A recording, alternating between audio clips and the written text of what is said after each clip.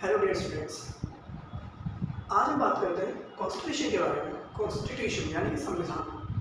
संविधान में ऐसी क्या चीज़ें हैं जो बेसिकली पता होना चाहिए और होती भी हैं, कुछ चीज़ें ऐसी भी होती हैं जो पता नहीं होती। जैसे कि जान लेते हैं इस कॉन्स्टिट्यूशन के बारे में, यानी संविधान। सभी जानते हैं कॉन्स्टिट्यूशन किसने लिखा था, कौन है इनके आविष्कारक यानी founder of constitution. B R Ambedkar ji. B R Ambedkar ji जो कि इनके फाउंडर हैं।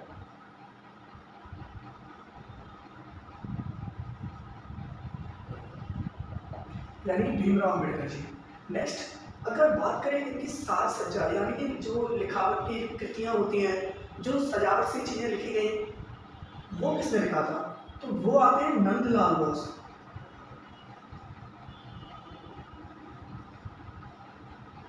पीएससी के एग्जाम में ये क्वेश्चन पूछा गया, किस अच्छी सजावट से, अच्छी कलाकारी से किसने कॉन्स्टिट्यूशन को लिखा। मोस्टली आंसर भीमराव अम्बेडकर जी करके आए क्योंकि सबको पता था, लेकिन यहाँ पे आंसर था नंदलाल बोस। नेक्स्ट, अगर बात करें कॉन्स्टिट्यूशन की बुक की, तो बेसिकली कॉन्स्टिट्यूशन की बुक में अभी करंट के 476 करंट में अगर कॉन्स्टिट्यूशन की बुक की बात करें तो 476 pages in our Indian constitution. संविधान की किताब में 416 पेजेस हैं।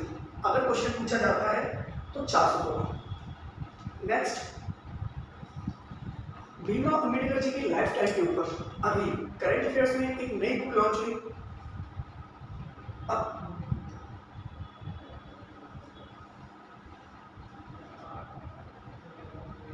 A boy play for human rights. A play for children for human rights and commission.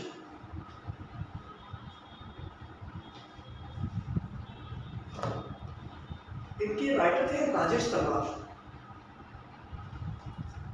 Next,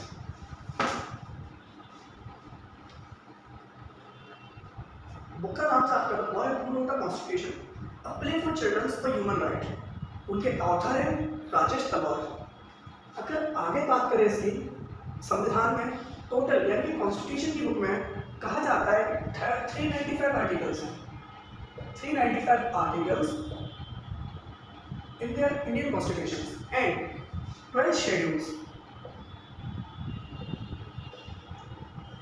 12 schedules, and this is a very important topic.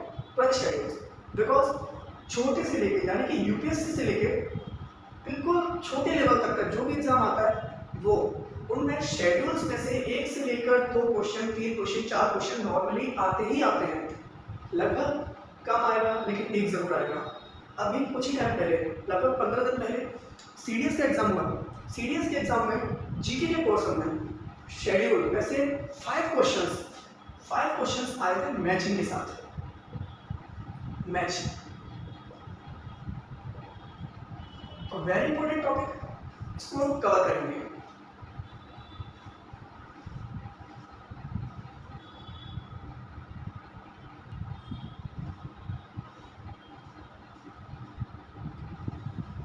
देखिए, फर्स्ट शेड्यूल में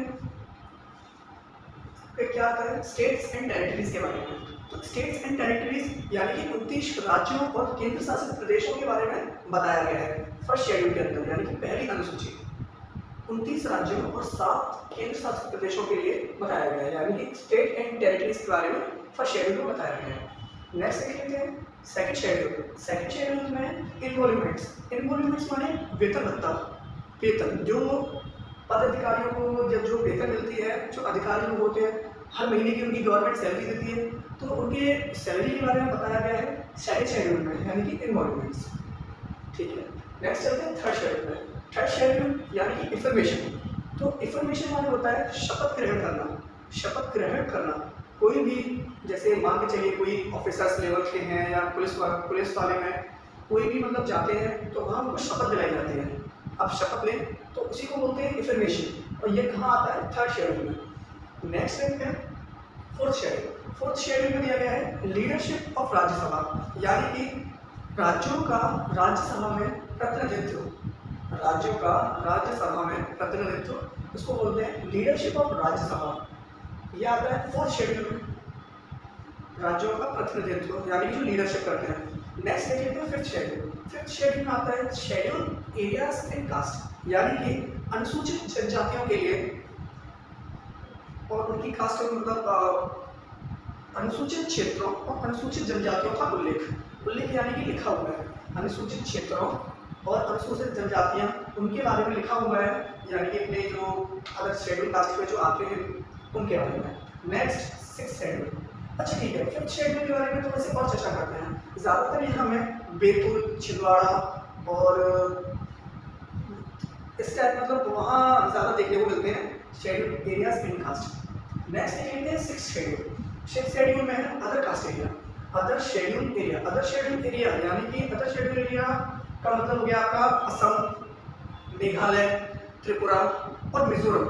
असम, मेघालय, त्रिपुरा और मिजोरम जैसे राज्यों में जो जनजातियां पाई जाती हैं अदर शेड्यूल एरिया, उनको बोलते हैं और उनके बारे में शेड्यूल 6 में बताया गया है।